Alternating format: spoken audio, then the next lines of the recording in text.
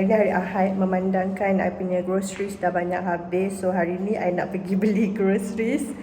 So I akan bawa korang untuk ikut I. Lepas tu I dah bawa beg siap. Okay, jom kita gerak sekarang.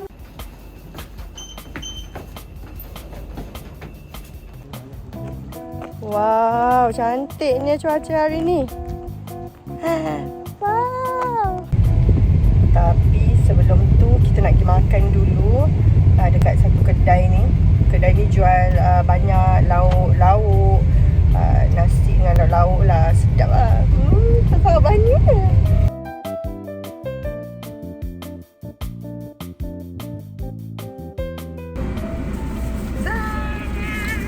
Okay, kita nak mukbang lagi kita. Mukbang goreng pisang.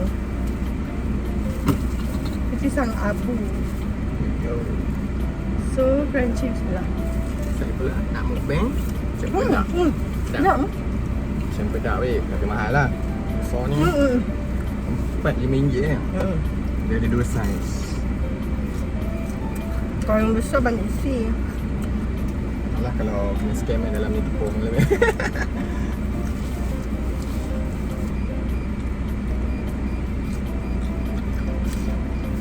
I don't try si pedak.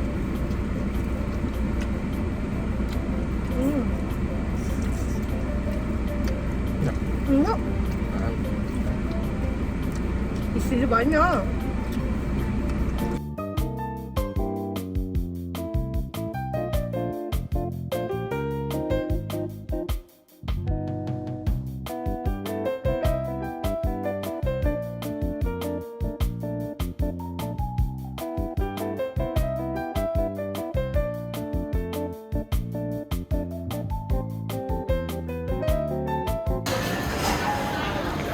Kuat betul ni makan hari ni. Taklah dah sampai sini. Order je lah lang. Nah, kita kat bungkus kau-kau. Kat sini kan nasi lemak dia sedap. Air dia sedap. Kuih dia pun okey. Okay, enjoy. Kuih apa tu? Ya Allah.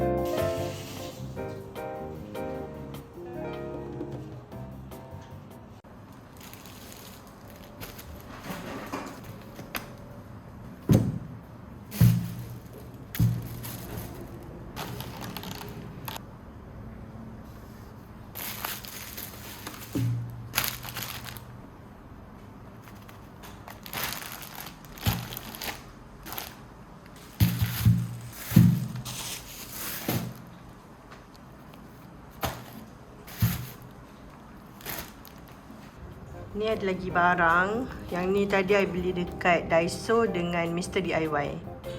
Okay, tunjuk kat korang Ini ialah container yang I guna nak letak bahan-bahan basah. Lepas tu I beli 2 organizer untuk apa tu? Untuk peti ais, untuk fridge. Ada banyak saiz lah yang dijual kat Daiso. Yang ni daripada Daiso, ni daripada Mr. DIY. Lepas tu I beli plastik ni. Ni plastik sampah daripada Mr. DIY. Plastik sampah juga. Yang ni untuk tong sampah kecil, macam tong sampah toilet. Tong sampah tu I tunjuk kat korang sekejap lagi. Ni tong sampah dia. Ni cantik kan? Estetik gila. So ni tong sampah I beli kat Daiso. Yang ni I nak letak dekat gas punya bathroom. Oops. Yang ni yang ni smart. Nampak ni, dia kurus dan kecil. So senang nak tolak, nak slot in kat tepi-tepi. Yang ni I beli daripada Daiso juga. Datang dah budak menyebuk. Sikit. Heboh je. Okay, ni tong sampah kedua. Lepas tu I beli lagi organizer. Ada organizer yang macam ni panjang. Dia memanjang lah untuk I letak barang-barang dekat dalam fridge juga. One more thing, I beli ni lint remover. Sebab I ada baju I tu kadang-kadang ada lint. So I belilah ni.